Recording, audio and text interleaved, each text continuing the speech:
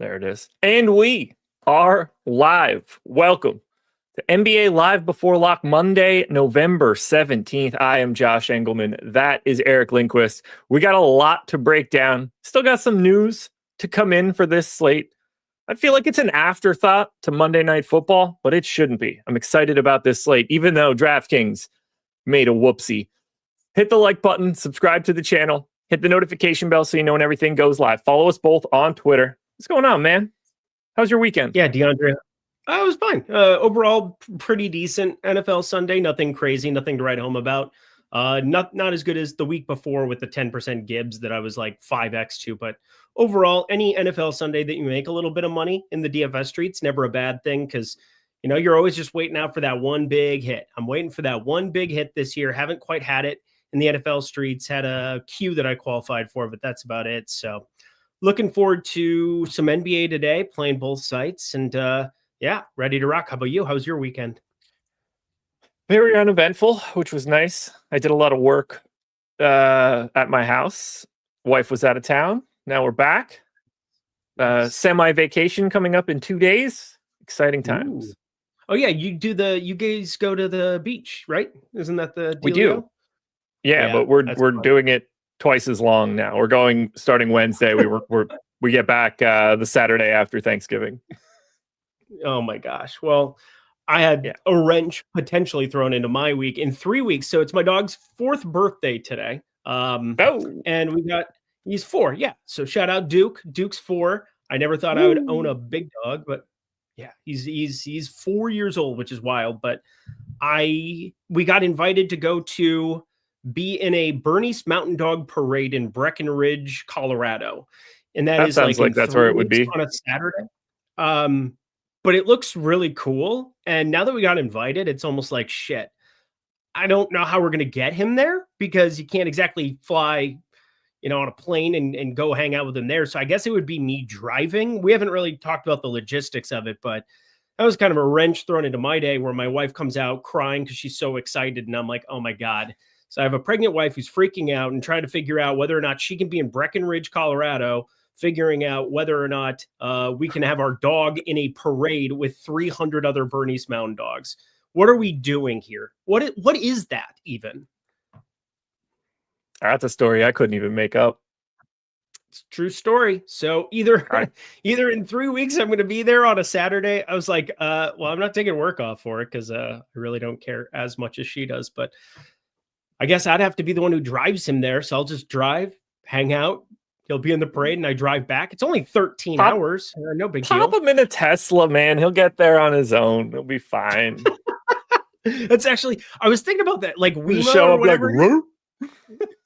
just jumps out ready to party. He's already been snipped though. So he doesn't have any opportunity to, really live it up there in Breckenridge. Poor guy. What are you talking about? That's the perfect way to live it up. He could like spray and pray, man. He doesn't have to worry about a thing. He's got nothing to worry about. Isn't that every man's dream? To get snipped and just go on an adventure? There's so much less to worry about. He's not going to end up with 10 different litters before he comes back. Show me in the shower. Even caught me on camera. I don't know why he turned into blue, but whatever. DK made a whoopsie for today, and for reasons unbeknownst to anyone, priced DeAndre Hunter at 4,500. That is resulting in him being about 70% owned, 70% optimal. I don't know what could have caused this. Certainly not his play or playing time.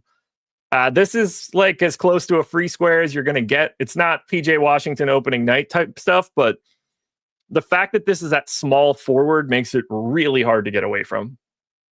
Yeah, that's the annoying part of it is that what are you pivoting to? Nothing. So it's basically saying, does DeAndre Hunter play a semi-functional basketball game above 15th percentile basketball game where you maybe would be okay getting away from it? Or are you just clicking on him? I'm of the mind that right now I'm clicking on him.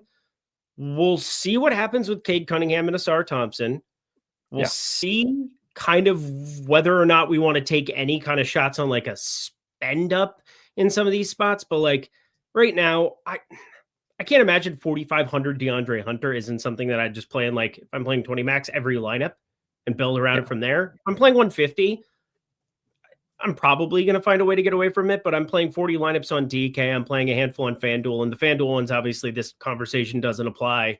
But I'm inclined to right now just kind of like 80+% and just move on with my day. If he doesn't end up in a lineup or two, so be it. But like, 20 max stuff, I'm probably just going to play him in everything.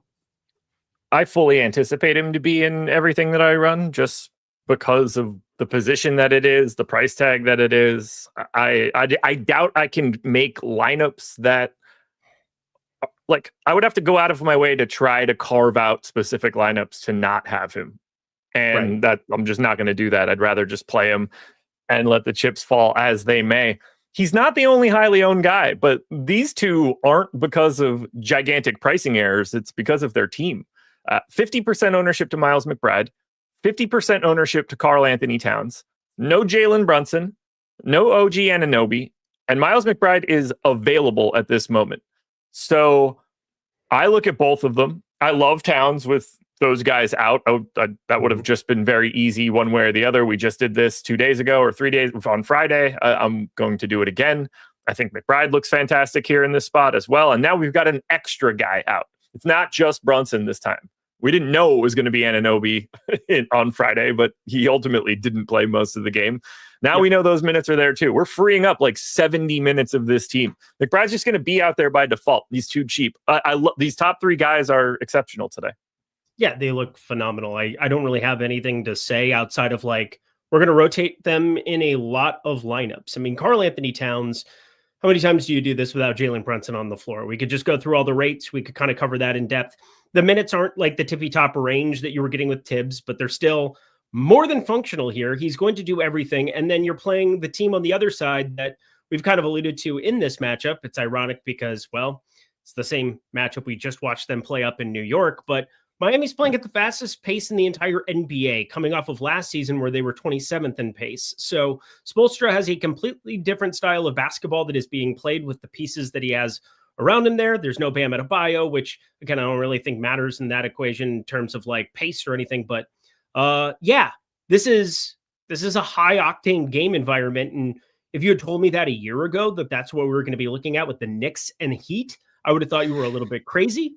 But Miles McBride looks awesome. He fits into lineups so easily. You can play him in 4 different lineup spots on DK. Karl Anthony Towns, 9,500 is way underpriced for no Jalen Brunson, and the usage that he will have at his behest. We'll say you do have Mitchell Robinson out there where he doesn't get to have like automatic rebound season, but he just looks too good to be ignored. There's a reason that he's 51% owned. I'm inclined to be around the field on that.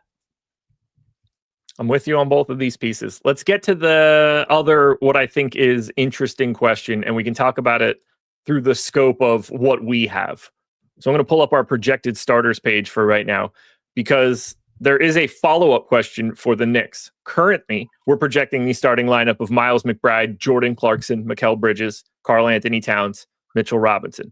In theory, Landry Shamet could be in that shooting guard spot in the starting lineup as well. I don't have a feel for it. It could be either one of them. I think it is Shamet for what it's worth.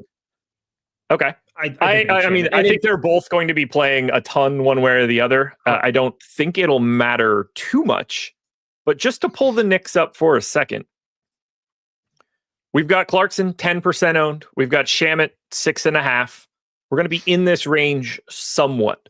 Do you have a preference between the two? Do you really, and like obviously whoever's starting you feel like a hair better than, but do you have a preference between the two, or do you like not like them at all?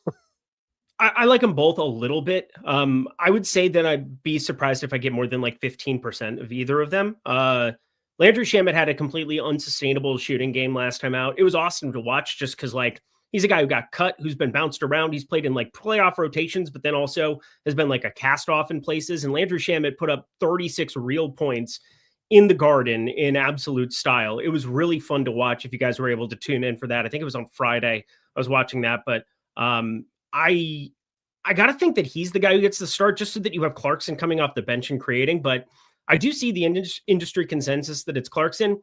If we get really down to the wire and we don't have that news, I'm probably just going to make the educated guess like 10 minutes before that I need to play more Shamet than I think, just because I think right now with Clarkson being the de facto starter, I think there's a chance people set it and forget it. He was far more popular earlier in the day too, I believe. He wasn't like the 10% number. I saw like 15, 20% on him a number of different places. But I'm inclined to think that they probably want Clarkson coming off the bench, but they're going to both play a lot anyway. They're going to share the floor enough anyway.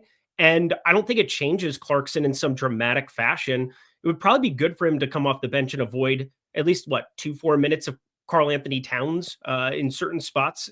Like, I think Clarkson's probably the guy you want out there over Miles McBride in spots where you're looking at somebody just kind of playing iso ball, creating for themselves, not needing Cat out there. So the long answer is what I gave, but the short answer is like neither are all that important to me right now. But I do think Landry Shamet, maybe from a betting perspective, something that I've at least explored taking a look at, but they're going to play enough either way that I don't really have a preference between the two.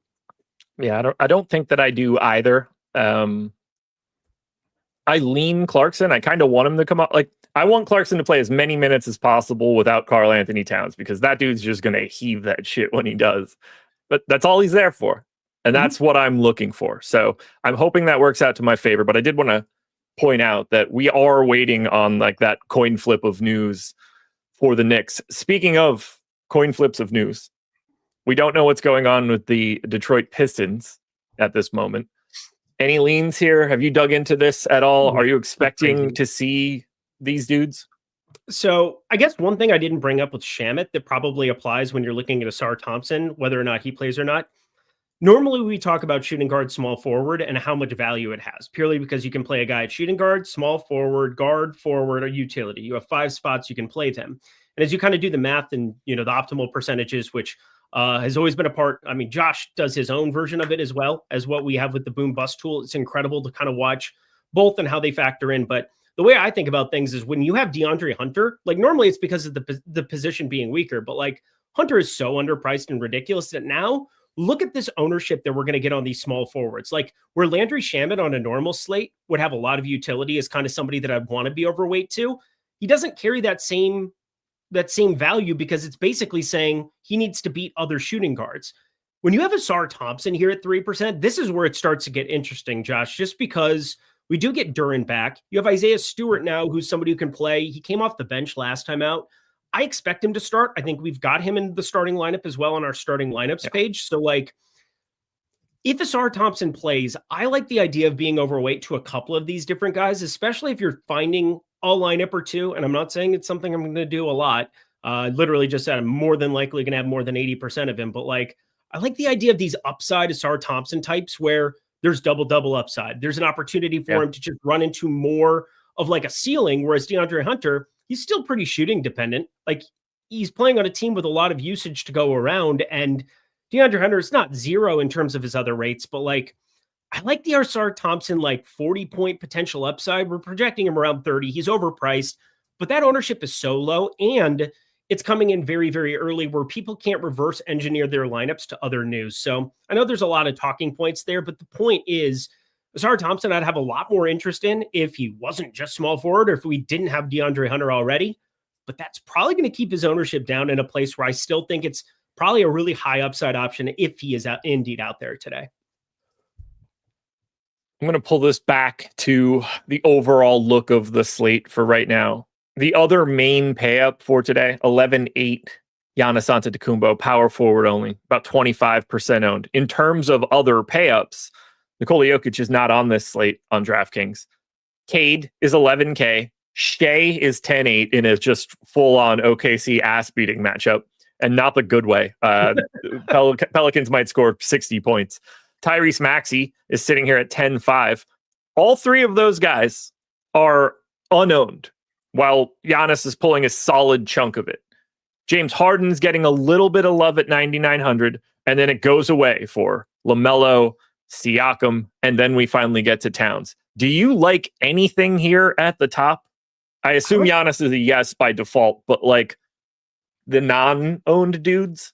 Giannis is a yes by default. Harden's definitely number 2 for me. This is a guy that I cannot believe how well he's been playing. I mean, if you looked at some of his numbers over the course of this season without Kawhi on the floor too, like he's been carrying the Clippers, and I know he's doing workout videos after the games to look cool or whatever. I thought there was a chance that he was maybe even going to sit and just duck the Philly crowd today. Just like, I thought that there was a very real chance that that could happen. I didn't bet anything, and I'm glad I didn't follow through on it because it just seems like he's out there. But 66% true shooting, 57% effective field goal percentage, 40% from three is a huge step up for him. That's the best he's had in almost a decade now, Josh. I mean, this is a guy who's playing really good basketball at the moment, and you have no Kawhi on the floor. He has to do everything. You have Bogdanovic, who's questionable, who could maybe strip a little bit of that usage, played a lot yesterday. And so it's one of those interesting spots here now with Bogdanovic coming off the bench, and we know Kobe Sanders is getting that start. It's like, all right, I thought there was a chance if Bogdanovic started, maybe I could trim down Harden, but I like being overweight to 10% Harden just with some of his rates right now. And Giannis, it's going to just completely depend on one other value that we potentially get from Detroit, which doesn't look great to me at the moment, just because they're priced up for Cade being out already. So like, there's still a world where I get to some more 5-6K type plays. We'll see if Isaiah Stewart is indeed starting, some other things like that. But yeah, I know that he's confirmed available. I wasn't talking about that. I was talking about the fact that he's coming off the bench. And I thought there was a chance that coming off of a lot of minutes yesterday, are they going to start him, have him alongside? But now that he's coming off the bench and you have Kobe Sanders in there, I feel pretty good about Harden being the guy I want to be over 10% too. Yeah, he looks really good here. I'm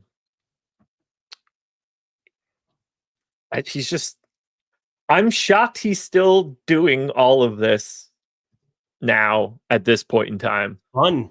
It's really fun. I mean, I thought he was legitimately like one of the least fun basketball players to watch, but for whatever reason, now that he's doing it without Kawhi out there and like everybody's kind of already shit on him for what he never does in the postseason and everything else, and you have all the stuff swirling with Ballmer and, just being in the LA contingent, like it's been fun to watch him outperform any expectations. He's a 1.4 DraftKings points player without Kawhi on the floor this year. I didn't think he'd get back to being that kind of a dude, but he's been that kind of a dude.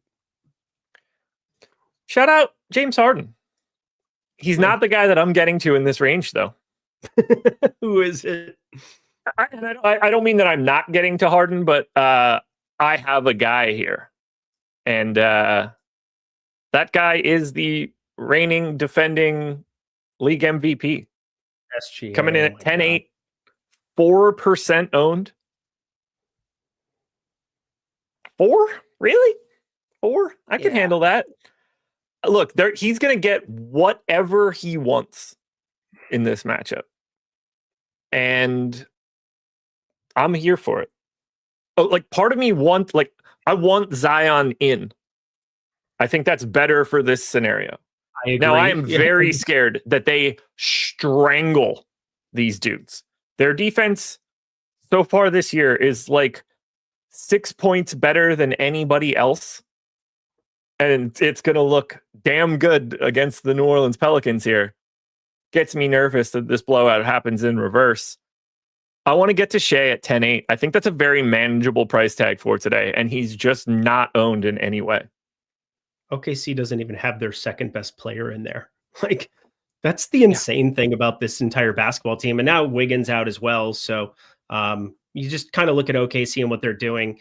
You're obviously baking in the fact that the ownership stays down because how many fourth quarters do we get the alerts for that he doesn't play in over the course of this season? Like most of them is definitely the answer. The one thing I get worried about is that like you have Cade, if he ends up playing, but didn't go through shoot around, maybe he's the one guy on this slate that I'm kind of like, I'd be surprised if he played. SGA, Tyrese Maxey, James Harden, they're all the same position. So like, we'll see kind of when it all comes out in the wash, but like, I'm not in love with anything sub 4K. It's going to be pretty balanced here at the moment for me. I look at Harden as kind of the guy that I'd be north of 20% right now with the slate locked right now. Giannis, I don't even know if I can get to the field on Giannis right now. He's a tiny bit overowned, but like 11-8, I'm finding it difficult if I want to play as much of the Karl Anthony Towns piece as what everybody else does. And, he's 50% owned. He's taking all of the 9K and up ownership, but yeah, SGA, if he's your calculated stand, I can't really come up with a reason not to like. You just are hoping the game stays close for once, which hasn't really happened lately. Chase TV says, thoughts on Donovan Mitchell? That's my next path here. 9,200, 17% owned. I'm a bit over the field on Donovan Mitchell, and I'm bringing Evan Mobley along for the ride. I'm getting both of these guys. If I'm going to like Giannis, I want to like these two dudes with no Darius Garland around right now. I think this is a really nice spot. It should be a competitive game. So I think Evan Mobley and Donovan Mitchell, both a little underrepresented and in many more of my lineups than the field is showing. Interesting. Yeah, I'm not really getting to Mitchell at the moment either. And not that I have any problem with it. It's a guy with a 28.5 point prop. It's a guy who overall in my stuff looks like he should be somebody that I get to, but shooting guard, weird. He's the one guy, I suppose, that gives you that path. I'm landing on Ant more. So I know that Ant carries some of the concern of just absolute murder blitzkrieg pop there against Dallas. Dallas on a back-to-back coming off an OT game, really no center out there whatsoever.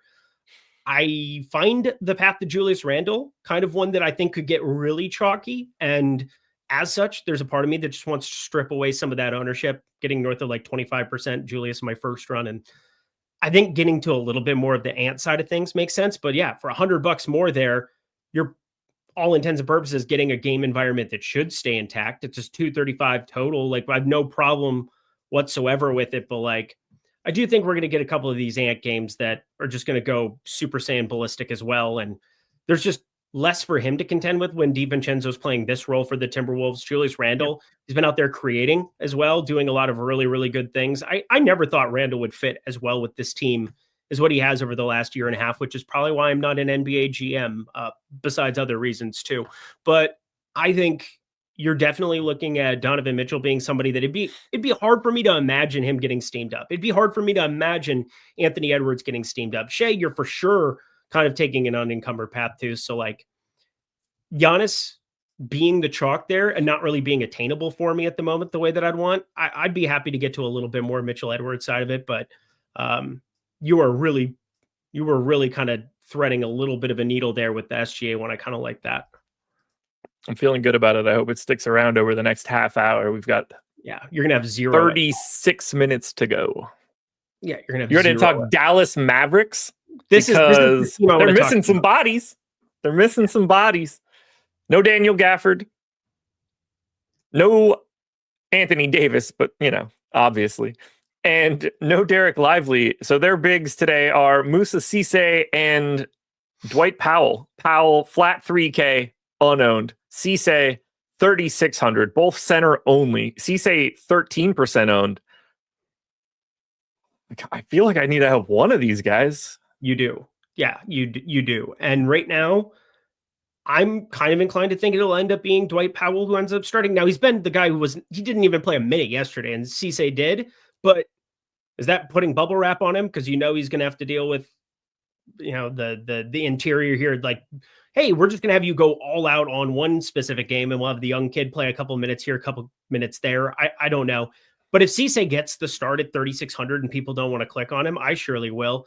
I think it's annoying that Najee Marshall is priced where he is today because I am a big Najee Marshall guy. I mean, I don't know how many times I've brought him up on this show, but 5,300 on FanDuel, I might actually be able to click on a little bit. But I look at a couple of other deals with the Dallas Mavericks. It's just kind of like, yeah, they're coming off this back-to-back and nobody wants to play them. I also think there's a chance we just get a random D'Angelo Russell start. Like you could get 4,900 D'Lo. He has not been good when he started. I called that one on this show, and it did not go well once we were able to be ahead of that news and get a ton of quote-unquote CLV in terms of ownership. But fuck D'Lo. If he ends up starting 4,900, that'd be interesting. Go ahead, DK DFS, throwing in some goods for the people. I'd be surprised if Cade played. Yeah, friend of the program and fellow Deeper Dive host with me, DK DFS, saying Cade about to get ruled out. This man's got his finger on the pulse of all of this stuff. So if that's the case, I assume our guys on the back end are keeping an eye on it and getting it prepped just in case. And I think we can move forward with the assumption that he's probably not going to be there. Yeah, I'm fascinated by this Dallas center situation. I like Musa Cisse like a lot more than this public ownership right now. Agreed. If he starts, for sure. Yeah. I don't think it matters. I mean, all right, like thought experiment right now, okay? Yep. Ready? Just in your head, first number you're thinking of, Dwight Powell starts. How many minutes does he play? 22. How many minutes does Moussa Cisse play at that point? 18. Okay. So you're thinking PJ Washington as the or small ball 5 of assorted people there? Which is why I always kind of bake in like 8-10 minutes for Dallas whenever I'm working through it, just to get to Najee Marshall for, playing at the 4 PJ Washington sharing the floor. You get those small ball 5 lineups. We saw it so many times last year that Jason Kidd obviously can go there. I just don't think they can do that necessarily against Minnesota unless they're getting their teeth kicked in and they're just like, we don't give a shit anymore. Regardless of how this looks right now, or like really how we have it projected right now, this is an 8 o'clock start. My recommendation to most people, if you want something here, is to like try to get Cisse more and not Powell. Because if something happens here and you want to downgrade, it's very easy to do so. Cisse 3,600, Powell 3K. It's a lot harder to jump up if Cisse gets this start and then we're looking at him in a slightly different light. I think it's better to just prepare that he's the dude and deal with your swaps later. Yeah, I don't know if it's like that hard. I don't know if it's like we need to abandon ship. I mean, there's one guy in Derek Queen right now that I don't know if they're going to start him again. He played absolutely abysmally yesterday, completely nuked. And he, well, in a bad way, nuked everything that I would potentially have had going for me on yesterday's NBA slate. But I think you're able to turn some of that. I've got like 25% of him. I'd be able to trim some of that to Cisse. I'd be able to get to, some swaps that I've got elsewhere at the 7:30 p.m. Eastern time spot where Charlotte, Toronto, New York, Miami, everybody's playing New York, Miami. I guess what happens is like, if you don't have that news before that game, oh boy, best of luck to all of us because everything's going to end up way lower on. There's a chance. I'd say it's a very low one just because of the matchup that Najee would get a start here. They've done that, years past. And obviously last year they did it a lot when they were very shorthanded, but you go through it this year, they've got Max Christie, who, proved last year that can be a rotational piece and a guy that they're fine starting. I just feel like because of Gobert, because of Randall, like you're going to get Cisse, you're going to get Powell in for a majority of those minutes at the 5. I'd be surprised if they had a lot of small ball lineups for it outside of, the Naz Reid type 5 lineups. But yeah, I'm done talking about this one for the most part. Just boost some of these guys if you're really worried about not getting them into your allotment. I think the main choice I'm making is to get myself to a little bit of Dwight Powell at 3K and have a couple of those because it's going to be harder, I think, for some of those lineups to get, where it's not Dwight Powell and then $500 left over, $600 left over. So I'd rather max out some of those ones and then have Cisse show up organically because, like, I don't know, I'm going to be leaving $500-600 on the table for some of those. That'd be pretty annoying. I'm going to be miles over the field on Cisse. Miles, like we're talking 60, 70%? It feels like it, just the way that I'm looking at it right now. So prior to Lively coming back and playing those 2 games, you had Gafford play 19, 23, and 27 in 3 straight starts. So, something in that mid-20s mark. Cisse played 19, 20, and 15 in those 3 games. And Dwight Powell essentially didn't play. 2, 4, 6 from a minutes perspective. Now we're lopping off essentially an average of 24 minutes here for Daniel Gafford. Cisse was already getting 18 in this scenario previously, and now we've got 24 more to distribute between Powell and more of Cisse or just going smaller. I've got him in. I right now I'm going to approach this with him in for 22 minutes. And I feel good about that. And if that's the case, I just assume that I'm going to have like an absolute boatload. Jalen Duren available to play. Cade out. Paul George making his season debut. Sar out. That's going to be just real fun. All right. Well, let me just pull up the Pistons for right now, and we can mildly talk about this. Going to look pretty familiar to the experience that we had on Friday against Philly. Here's my question to you. We got 23 minutes out of Isaiah Stewart on Friday. Is he now full go? Because he played 34 and 31 in the first 2 starts, and then he went down with the injury in the middle of his 3rd start. Now he's back, and these guys are all out. Is he just playing 30 plus again? I mean, that would be helpful. I guess the question is, does it matter? Because he's going to be at 5,500, still somebody who fits pretty well into, I mean, it obviously matters. I'm not trying to poo-poo that idea, but like, how many minutes do we have him projected for right now? Like, we had 25 and change earlier in the day from what I had seen. If he starts, I'm going to be pretty confident that it's close to full go. If he doesn't start, it's going to be an uncomfortable click. That's for sure. We've got him in for just over a shade over 24 minutes. I mean, you got to give a couple, you would think, just with the absence of Thompson there, just as far as like what naturally that would happen there. But if you see him starting 5,500, he's going to be a piece of value that I want to get to a lot. If he's not starting, I probably hit a full eject. I don't know what else to do other than kind of like analyze it that way. He also in that game went out and shot it pretty well from my understanding. Like 14 points in 23 minutes, pretty decent, 6 for 11. But yeah, I do think it just is completely dependent on if he's in the starting lineup for me or not, on how much I get to him. Because off the bench, I basically say I'd be happy to let the field get to him, especially if we spike this in the next 10 minutes and then we get news that he's not starting. Yeah, 5,500 power forward center. If he's starting again, I think we just have to assume it's supposed to be like it was going to be 5 games ago when he got hurt, and that like the goal is for him to play 30, because now we're freeing up an additional 70 more minutes or whatever the hell to go around. I think he has to, if he's starting, I think that's the indication that he's just like back. And right now, like we have him projected to start. So yep. And somebody just asked about Stu. Yeah, somebody asked about LeVert thoughts. Still unplayable. His price tag has just been unplayable for however long. He cannot play more than 25 minutes. Like, he just can't.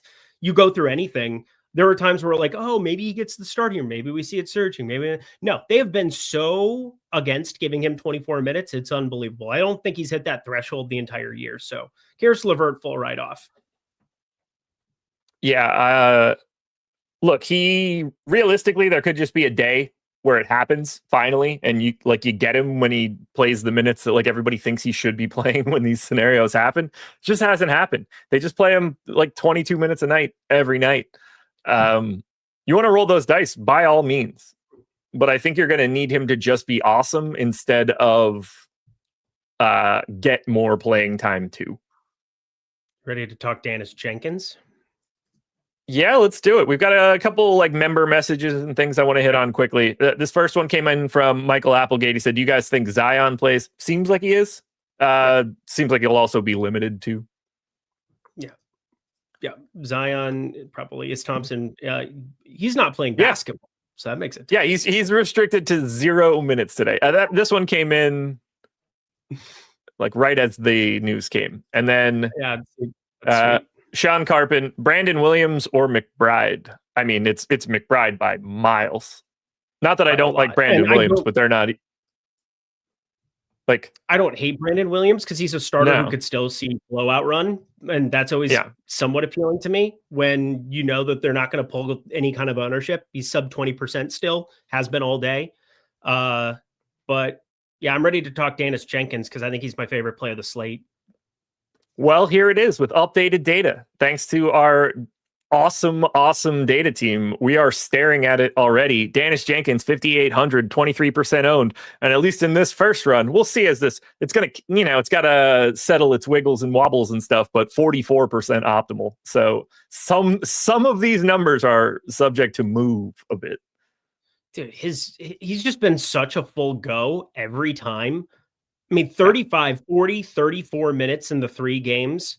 I mean, there's not really any reason that I wouldn't click on Dannis Jenkins today at 5,800. I mean, he's kind of been a fantasy friendly guy as well. Like, this is pretty easy to me. Like, it kind of removes the need for like Miles McBride in anything outside of your shooting guard spot now. And like, this probably holds Anthony Edwards and Donovan Mitchell somewhat in check in terms of their ownership. Musa Cisse will start. Go you. That sucks. I didn't want him to. You really didn't want that news at 6:36. That's a disaster. No, I 100% wanted Dwight Powell to start in this scenario. That's going to be impactful, I think. Well, turds. What's this It was one? nice when you got it. Isaiah Jackson. Oh, Mathurin. Starting DK DFS. You were the man, dude. I got that better than plus 1,000 double. Oh, so the news for the Pacers will start Nembhard, Mathurin, Walker, Siakam, and Jackson. That makes sense. It appears that they've got these guys tied to each other now, in a way. Walker with Jackson, JRE with Tony Bradley. So I think that makes some sense. Not surprised to see that one. Let's move that around. I was already getting a bunch of Isaiah Jackson, so double time annoying on this stupid center news that just came out in the past 30 seconds. He was going to be my nuke. He's not going to be my nuke anymore with 23 minutes left. Isaiah Jackson was my nuke of the night. I bet his double-doubles so many times this year, and then I saw DK posted it. I didn't post it yet purely because the number got removed immediately when he did, and the double-double was auto-click. So I got that at plus 1,040, I believe it was, over at Onyx. So shout out DK DFS for being way ahead on that one. He had the starter jersey on this morning, was going to talk about that in the nuke section. And yeah, he was always somebody that I liked. I don't think it changes his minutes in like a crazy way, but it makes them far more secure. We saw him also get to that double-double threshold against Utah in garbage time, got to 23 minutes, and that was the high point. But the annoying thing was just that I thought he was going to play right around that no matter what. He's played 17 and 19 off the bench the last two. Now we got to move that little marker a little bit north of 20, and it just looks fantastic. So 4,300 Isaiah Jackson, I like. Yeah. Do I still have my... Yeah, I had 27% in my... I have 27% right now in my placeholders. I had 30% in my 40 lineups. I had exactly 30% or 32. I also had 25% of Moussa Cisse in my placeholders right now.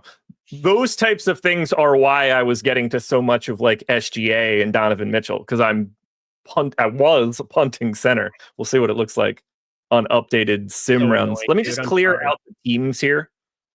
And we could look at this fresh run of the Boom Bust tool just after we talk about how you guys should download the Tails app. That's a very easy thing to do. You're sitting here right now. Some of you are probably on your phone. You can make the little YouTube window just stay there. You could open up the App Store, download the Tails app, maybe just immediately put down a review. Just assume it's going to be great. That's definitely something you guys should do. And, you know, if it can be 5 stars, it would be awesome. If you're looking for bets, parlay cards, pick'em cards, DFS talk, there's a ton of stuff here for you. And it could be all free. Everything is free when you get there. The only way you'll ever spend any money is if you want to subscribe to a particular expert, maybe like Lindy or like DK DFS.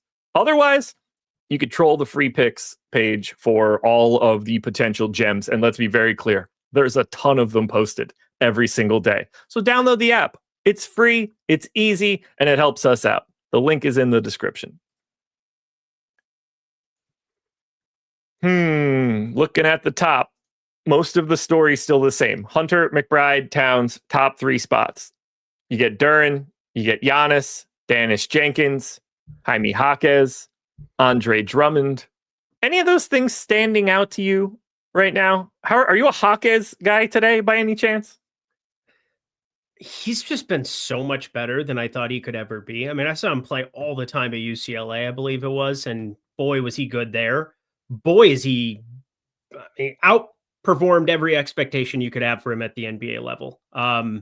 This year, box score last year, apparently he just, I don't know, tried to get with like Spoelstra's wife or something because he was on the outs. Now he's back. Spoelstra was just jerking around his minutes because, I don't know, Spoelstra does that from time to time, gets in his feelings about certain things. He's a really good coach, so I'm not going to negate anything there, but one of the big improvements that we've seen for him, and something that I had somebody else point out to me, was how good he is at finishing at the rim this year. And just, he's finding easy buckets. He's finding easy ways to put up points for you. 70% rim percentage, just basically inside of 5 feet. He's been awesome the entire year, finding ways of like making the usage pan out for you. Whereas last year, there were a lot more of those mid-range shots, and he was very, very horrible from the mid-range. Now that you're getting like usage to around 22%, that they're playing up in pace, you're getting 107 plus possessions per 48 minutes. You're getting so many opportunities for Miami players to just put up fantasy points in a way that we hadn't seen before. And we'll get to, I think my new nuke of the night is still going to be a Miami player, but I look at this dude, Jaime Jaquez, as somebody who just like on normal slates would just be having utility all the time, shooting guard, small forward. Does he really, though, when we have the DeAndre Hunter piece? That's kind of the thing where I think off the bench, when there's like a cap to your minutes and you're 6,900, you need to outperform what you've been doing already to some extent. I don't think that there's enough there for him to at the moment. Like, you're hard capping him 32 in terms of projection for minutes off the bench. And, you know, he played 34 against New York last time at the Garden there, but he needed 20 shots to find himself into like, you had to have him territory. I know he's put up some big 40 burgers, but like at 6,900, we're buying, I think, at a high point here. I know it's 7,400 from his last game where, you know, that was what I thought the high point would be. And you would think, oh, you're getting a discount here. Boom Bust doesn't really like him. I don't really like him. So yeah, not somebody I'm getting to a lot. We got a boatload of questions here. Oh, go. Sorry. Just cut me off next time. I'm sorry. No. They all came in while you were talking. They all happened within 90 seconds of each other. You were good. We had plenty of time too. Like it's 6:42 and change. They came in at 6:40. You're good. Pistons will start Jenkins, Robinson, Holland, Stewart, and Duran. Oh my God. Cooking up that beef stew tonight, baby. Eric Goodwin, this is the easiest question in the world. Top 3 DK cash locks, not Cisse or Jenkins. Well, that's great because they wouldn't have even been in the list. It's DeAndre Hunter, Miles McBride, and Karl Anthony Towns. There are no other choices for the answers to the questions that you just asked. They are the top 3, no matter what names I'm allowed to say. Like any guards, 3,800 or under. Highest owned guy in that range right now is Cam Christie at the flat 3K. No, it doesn't seem like I do. Not a single one. First guy that I could actually tell you you're not completely nuts would be Drew Smith, and I would never play Drew Smith. So there you go. Mine would be Cam Christie. He could play way more minutes than we expect today if Bogdanovich is in mothballs. That's fair. Bogdanovich played a lot. I understand that he's a bit. I know. That was yesterday. And that dude is creepy. What I'm saying is that, like, if you just DMPCD him on the back-to-back, was the whole thing, like, for the whole starting piece that we talked about earlier when Rich, intervened. But yeah, continue. Next one up, Robert Buss. Megamind Powell. CCA fouled out in 15 last game. I don't even think it's that Megamind. Like, he's not going to get any ownership or anything off the bench, but we've seen this happen before. It's not crazy if a 3K center goes nuts. If Cisse is not able to play, like, Powell can do it. He can get you 30 fantasy points today in a stupid amount of time. I don't think it's it's not a guy you want to have a ton of, but I mean, the path is very obvious.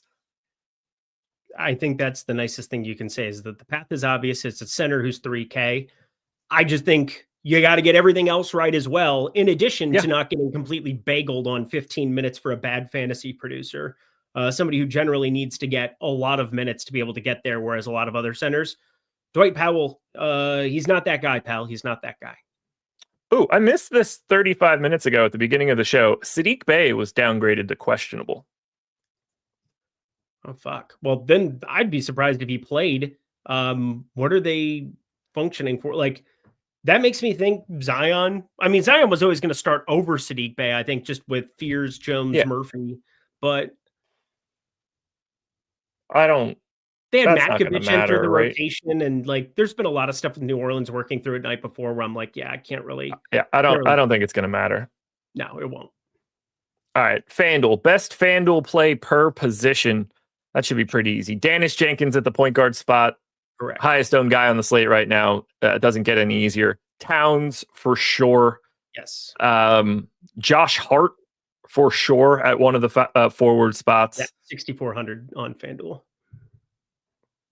And then you're either looking at Isaiah Stewart or Andre Drummond, depending on how you want to fill that out. We need a shooting guard in the worst way. Why don't you shooting guard can quick. Hit the nuke of the night. Give yourself 30, and we'll go from there. Shooting guard's going to be Mikal Bridges, RJ Barrett, or Emmanuel Quickly, which is very funny considering those names. But None of that is as important as this.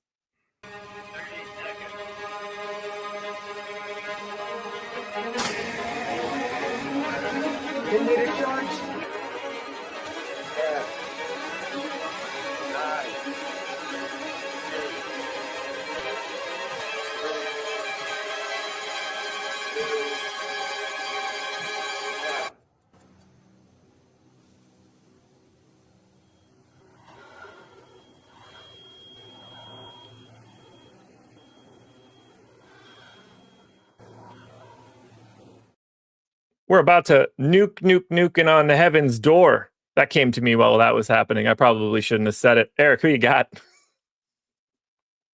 Norman Powell. Norman Powell, going to be my nuke of the night. I think pretty much everywhere across the board. Oh my God, why is this glitching out on me? My browser's completely glitching out on me. Can you still see me at least? Am I talking? Yes. Okay, great. I'm going to have to leave and come back here in a second if this doesn't stop. But yeah, I absolutely love. Oh, fuck you. I saw that. Oh, you can see that. Yeah, I saw that one though. Norman Powell, this guy's just been out of control. I mean, it's very obviously points. We need the points to come along for the ride. Literally, my entire screen is glitching out, so I can't pull up any of the rates that I just wanted to cite. I know it's right around a 30% usage with Bam Adebayo off the floor. I know that he's just been somebody who really has changed the complexion of this Heat team in terms of pace and everything else that they're doing. Makes me very, very happy because, well, he's going to be your dude here in this starting rotation. Jaquez off the bench, and you obviously stagger a little bit of that, but boy, do I like Norman Powell today, especially on FanDuel shooting guard small forward, where it has the utility that DeAndre Hunter does not present us over on DK. But on DK, you best believe I'm going to be overweight as well. Norman Powell, nuke of the night, 50 plus coming his way. Ooh, I like it. I like it. Look, he gets buckets like crazy. When he gets cooking, I mean, he's exceptional at it. He scares the hell out of me, but like, when it comes to nukes of the night, a dude is the recipe of a nuke of a night. For sure. I don't have one yet. I'm going to be honest. A lot of what would have been my answer to nuke of the night just got named the starter in their games over the past 5 minutes. I'm sorry. I'm in the process of running my sim right now. So I'm going to just upload my projections. Yeah, let me leave and come back. Yeah, do that. You're good. I'm running my update right now so that I could add on to this nuke of the night discussion. I'm expecting to still have quite a bit of Shai Gilgeous-Alexander, and while that might not fit the like great feel because he's awesome, he's also wildly unowned today, and that's just appealing to me. SGA is 3.5% owned on DraftKings right now. If I have as much as I did on the last run, I'm going to feel pretty good about it. I'm just trimming my stuff up right now, and I'll know shortly. Eric is sort of here. You guys don't know that just yet, but whether or not that means he's going to be here permanently, I have no idea. I made it. Seems like he's back. I was just making sure that my browser didn't completely shut off on me again. I don't know what it was that it didn't like from me, but it really didn't like anything I was doing. Kind of like maybe it didn't like your nuke of the night. Could that have been the issue? Definitely not, because I don't know if you've witnessed the glory that is my nuke of the nights this year. Not a whole lot could go better than that. Beef Stew absolutely had to have him territory, got the late start, and then somehow, even better than that, Craig Porter Jr. at sub 6% in Miami, 50 burger. I mean, sorry that I gave Norman Powell, who's 7X, Scott, and I can't give that as nuke of the night because you care about some stupid multiplier allocation that I do not. Oh, boy. I don't. No, I got to go back to the drawing board here. I absolutely got to go back to the drawing board there. Completely screwed you over. I'm sorry. That's a bummer. He did. It's not fun. Can I give nukes of the night? I have just a lot of Donovan Mitchell and Evan Mobley, and I want to back both of those dudes tonight. Yeah, that's it. Nuke of the night, Donovan Mitchell and Evan Mobley. Those are guys that are going to exist for me in a way that I'm very happy about. How much cat are you playing? He was in like 90% of my stuff the last I looked, so Okay. I'm just going to assume it's something in that neighborhood. Yeah, I had 80 in my last run, and now I got to get one more going. Yeah, 87 is what I have right now. I also have infinite Jalen Duren. Yeah, that one came along with the Caden Thompson news. I mean, 30 and 15 very much on the table. 30 and 20, I guess. Moses Malone reincarnated. Yeah, I got a boatload of him right now. I'm just making one final set of tweaks before I run this final sim. We got about 7 minutes left to go. We got a billion other questions to hit. Einsteinium said, with Asar and Cade out, do any of the indie pieces look better to you? I mean, no, not from that news, but I like Isaiah Jackson more now that he's starting. I like Isaiah Jackson more that he's starting. Not like a crazy amount with Duren and Drummond and some other guys that I prefer, but so does the field. So that's kind of the reason to play in Isaiah Jackson. I think Isaiah Jackson's a really good like small field tournament play where you're just getting away from one of those. But like, can I allocate a lot of lineups and even like 40 to Isaiah Jackson? Probably not, with how good Duren looks now. We've got Sam Van Dam, DK guard, debating between Clarkson, Brandon Williams, and Davion. I think that's got to be Clarkson, right? Although I sneaky do like Davion. I sneaky like Brandon. So we might have all just hit. I mean, Brandon Williams is just still going to play a lot of, and that's part of it. Like, he still got to the 30+ minutes threshold, but they didn't give him like a boatload of minutes yesterday for an overtime game. And that's where like maybe they trim it down and you get the random D'Lo start, but I'll have the money to be able to switch to it. Yeah, Clarkson, probably the guy out of the three, but it's just less appealing now. Jeff Williams, Isaiah Jackson, or Kalkbrenner? That's Isaiah Jackson for me. Isaiah Jackson. I have no Kalkbrenner interest. Malcolm wants to know who the pay up is on DraftKings. I mean, the most popular one is Giannis. I am carving out a little bit of interest in Shai Gilgeous-Alexander right now. That does not mean that I don't like Giannis, just FYI.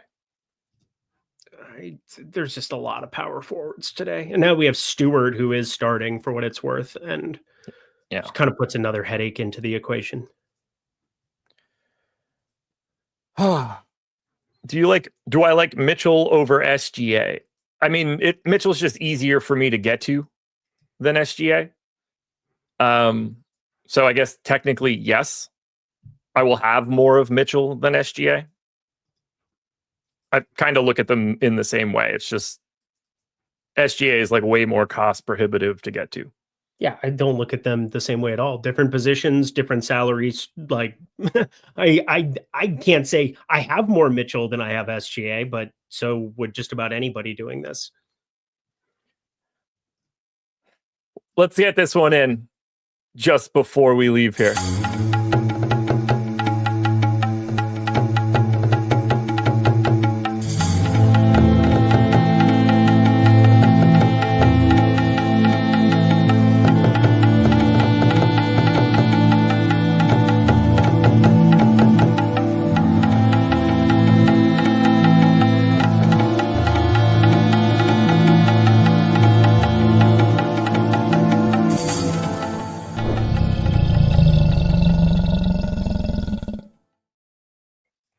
What is the nighttime, baby? Who you got? Oh my God. Nikola Jokic on the FanDuel slate. Let's see. For DK, is it Zubats for me? No way. No, that can't be it. That can't be it. Exciting if it is. It is Zubats. He's the guy I got the most of it, 12%. I completely agree with that one, by the way. Yeah. It's weird. Ooh, that's a lot of Dannis Jenkins. I have nearly 100%. He's all right. I don't hate any of this anymore. I hated everything I just looked at outside of Jenkins. So here we are. Duran Nembhard or Queen Harden from Pete. I mean, it's pretty hard for me to want to fire up too much Nembhard at his price now with Benedict Mathurin back. So Queen Harden, but that is assuming that Queen starts. Be on the lookout for that. There's a chance that they just decide to send him back to the Shadow Realm after yesterday's embarrassment. I have 15% of SGA. I have 32 of Donovan Mitchell and 32 of Evan Mobley. So everything that I said before holds true. You're not a liar. That's good. How much did you just jam DeAndre Hunter as well? Is that what you said? I haven't even looked. Let me just upload this and take a peek. I assume the answer is just unequivocally yes. I didn't even think to pay attention to his name just because. I have. Right with the field, 50. Okay. Well, not right with the field, but right under the field, which is sort of what I expected given some of these ownership pivots that I'm making. Big Stan Towns, Big Stan Duran, Jenkins, Hunter, Mobley, Mitchell. Everybody else I have is sub 30%. Stands on Holland, Clarkson, Stewart, Cisse, Kobe Sanders, Naquan Tomlin, and then 15 of SGA of like interesting stuff for me. What a time to be alive, everybody. What a time to be alive. We lock in 2.5 minutes, brother. Tell the people what you got going on over on Tails. Yeah, I got a lot going on Tails. I'm going to have Lindy's long shots coming out to you here as soon as we get off this show. I didn't have time to get it done earlier. Plus, there was some pending news on a couple of the plays that I wanted to throw out there. So ended up being a lighter betting day than I anticipated it being, purely because of not really knowing where some of this news was going to land. But got some money down on Isaiah Stewart. Feel good about that. 19.5 points plus rebounds, good things of that nature. But tails.bet/Lindy's where you can find me there. Got tons of goodness over on the OddsShopper YouTube channel as well, doing Lindy's leans, likes, and locks, bunch of shorts as well. Got DK Pick 6 coming up later in the week. Got content on X that you can follow me at Eric Lindquist. I'm going to find a way to infiltrate your television/computer screen. That's pretty much it. You hear that, guys? He's going to give you a virus of himself. I think we could all agree that is exactly what that would be. Okay, that's awkward. And yeah, probably true. So here we are. Oh, if you want to itch while you pee, get the Lindy virus. Oh my fucking God. Maybe some people do. Maybe it's, sometimes being restrictive is a nice feeling, Josh. I don't know. Sometimes. Probably not in that scenario. 70% DeAndre Hunter, 58% Dannis Jenkins, 50% McBride, 50% Towns. There are 4 dudes, 50% or higher. Who lays the egg in that group? And everybody's pissed about it. Hunter. That one would piss me off. It would piss everybody off because there's nobody who's actively woke up this morning thinking that they were going to play 95% DeAndre Hunter. Towns foul trouble and everybody hates it and it ruins my night. That would be the other one that I'm pretty sure we would all break some things. Jenkins, we're gonna get a 30%. We're gonna get a 30 fantasy point Yabu day off the bench. Oh God! Why even put that out? Allred asked how much Kobe Sanders you have. I have 22.5%. Sounds about right. God, do I really have it's a fun slate? And now it's locked. But guess what, everybody? We're not done tonight. It's Monday Night Football. NFL Live Before Lock is coming up in 15 minutes. And they're going to take you all the way to kickoff for Raiders Cowboys. Fun times, man. Who wins? Cowboys, but I do expect... I don't know. I'm probably going to be pretty running game centric on this one. I'm going to try to be lighter on some of the Dallas pass catchers. So rip to me in that department. But I think the Cowboys win. I'll be cheering probably for the Raiders because I'm going to have an obnoxious amount of those idiots. I hate the Cowboys with a raging passion. My high school was the Raiders, so I'm repping the Raiders tonight. Good Not man. The same kind of Raiders, oddly enough. We're really dumb, so our mascot was an eagle. Next level stupid. None of it made sense. Gaggle of moron decision makers making dumb decisions. Yeah, we were an eagle. It's hilarious. Couldn't make less sense. Could be a parrot. It'd be closer. I wore our the team that we played for homecoming. I wore their mascot's costume at homecoming. That was fun. Just to troll them. Ever the heel, man. I came out talking my shit. Anyway, fun slate. Go Towns, go Duran, go Jenkins, and go into the description of this video, download Tails, and leave us a review. That's your goal for tonight. We'll talk to you later.